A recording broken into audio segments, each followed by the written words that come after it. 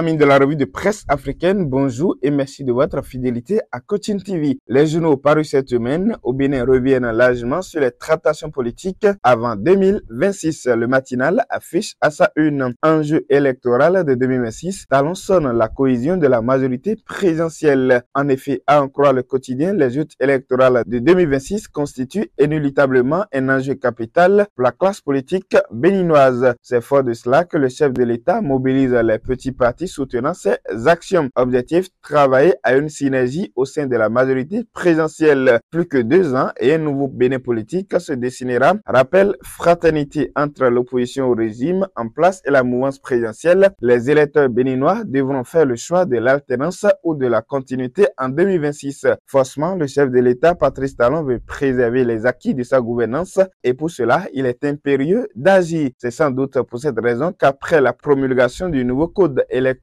il a rencontré les 2 petits partis de la mouvance présidentielle, à savoir Moël Bénin et la Renaissance nationale. Selon la présidence de la République, les délégations conduites respectivement par Jacques Ayadi et Claudine Prudencio ont discuté avec leurs hôtes sur des sujets majeurs liés à l'actualité nationale, la coordination de l'action gouvernementale au sein de la majorité présidentielle, le bien fondé du code électoral, les rapports des partis politiques, Moël Bénin et Renaissance nationale avec les autres formations de la mouvance présidentielle et la préparation des prochaines échéances électorales était au cœur des échanges, rapporte le quotidien La Nation. Un cadre de concertation en gestation au niveau de la mouvance, souligne le quotidien du service public. Les prochains jours, nous dirons plus sur cette initiative. Ce qui est sûr, les prochains jours au Bénin, c'est la campagne de vaccination contre le paludisme. Cette campagne débute ce 25 avril sur toute l'étendue du territoire, annonce BIP Radio. Tous les enfants béninois âgés de 0 à 2 ans sur toute l'étendue du territoire recevront les doses, à en croire le site Crystal News. Ceci pour lutter contre le paludisme, première cause de mortalité chez les enfants de moins de 5 ans au plan national. Fraternité souligne que plus de 200 000 doses de vaccins RTS-S contre le paludisme seront administrées aux femmes, aux nouveau-nés, aux enfants et aux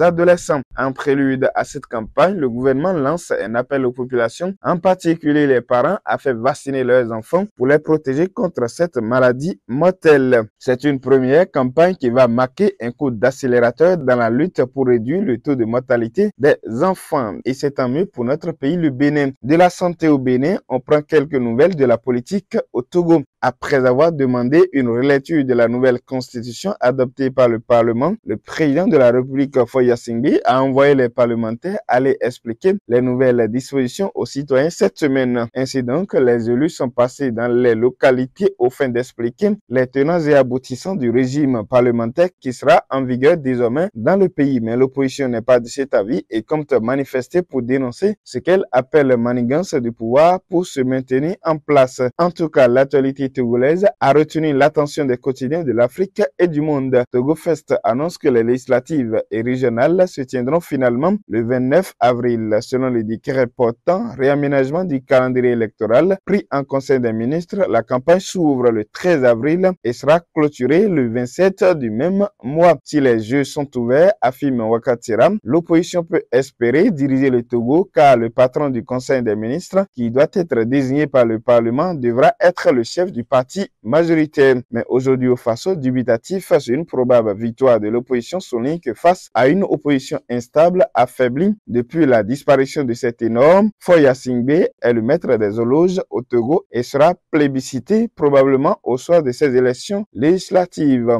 Alors que les partis politiques ont encore voix au chapitre au Togo, la junte militaire malienne vient d'éteindre toute activité des partis politiques. En croire les explications fournies par le Monde Afrique, les partis et organisations politiques sont coupables de discussions stériles et de subversion dans le cadre du dialogue national lancé le 31 décembre par le colonel Assimi Goïta. Le décret suspend jusqu'à nouvel ordre toutes les activités des partis politiques et des associations à caractère politique pour des raisons de maintien de l'ordre public, précise le communiqué relayé par Africa News. Ce décret intervient après que plus de 80 partis politiques et groupes civils ont publié le 1er avril des déclarations communes appelées appelant à des élections présidentielles dès que possible et à la fin du régime militaire. Commentaire du quotidien Ouagala Le Pays, la junte fait feu de tout bois pour conserver le pouvoir. Faut-il le rappeler, les militaires avaient promis organiser les élections présidentielles le mois de février passé, mais jusqu'à présent, c'est un report sine-die. Contrairement à ce qui semble être un musellement de toute voix dissonante au Mali de la part des autorités de la transition, le Gabon, par contre, est dans un processus de concertation de tous les composants de la vie nationale en vue d'une transition réussie. Jusqu'au 30 avril, 600 participants politiques, religieux, militaires et membres de la société civile sont au stade de l'amitié pour ébaucher le Gabon de demain. 7 mois après le coup d'État militaire, la concertation doit aboutir à de profondes réformes institutionnelles, politiques, économiques et sociales dans le pays. Depuis ce lundi, les commissions sont au travail. Pendant que les commissions sont au travail au Gabon, le président de la transition, Brice Oligui Nguema, est sur le chantier de la coopération. Le président de transition gabonais est allé jeudi à Abidjan pour une visite de travail et d'amitié. Venu avec une forte délégation ministérielle, l'homme fort de Libreville a échangé avec Alassane Ouattara. À l'issue de cet échange, notre RFI, tous les deux ont mis l'accent sur l'excellente relation d'amitié et de partage qui prévaut entre les deux nations sœurs depuis 1966. Alassane Ouattara affirme suivre avec grand intérêt les étapes de la transition gabonaise. Il salue les efforts déployés pour retourner à la normalité constitutionnelle en août 2025.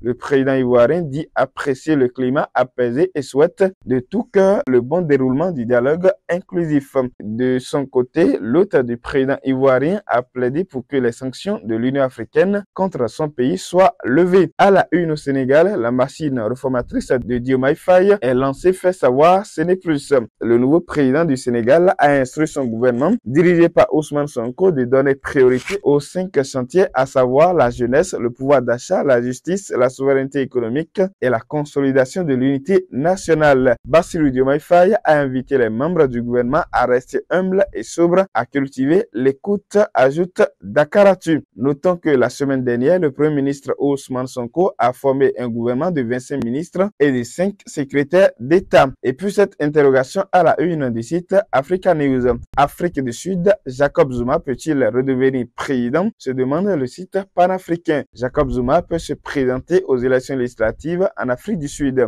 Ainsi en a décidé la Cour électorale sud-africaine mardi. Ce fait vert annule l'exclusion de l'ex-chef de l'État prononcée par la commission électorale en raison de son casier judiciaire. La constitution sud-africaine n'autorise pas les personnes qui ont été reconnues coupables d'un crime et condamnées à plus de 12 mois de prison sans possibilité d'amende à se présenter aux élections législatives. Pour rappel, l'ex-président sud-africain est en conflit avec sa famille politique. L'ANC entend se faire élire sur une autre liste aux élections législatives prévues en mai prochain. Il avait été condamné à 15 mois en 2021. Notons que ce sont les parlementaires qui élisent le président de la République en Afrique du Sud. Quelques actualités du coaching pour clôturer cette revue. La thérapie du bon sens, c'est cette thématique qui a fait l'objet de l'émission éclairage du coach de cette semaine. Comprendre par la thérapie du bon sens le processus par lequel on détermine le bon sens des choses. Les analyser objectivement afin de prendre les décisions qui s'imposent. C'est pouvoir trouver le pourquoi de chaque chose.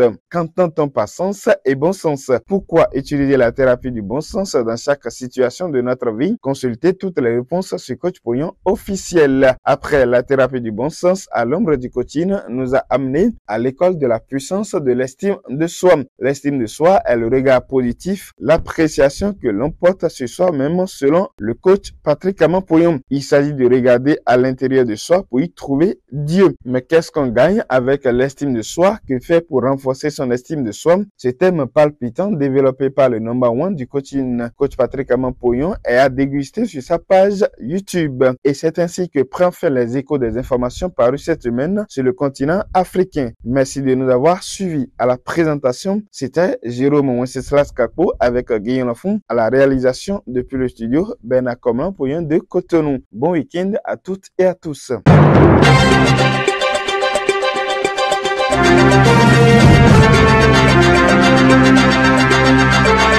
Thank you.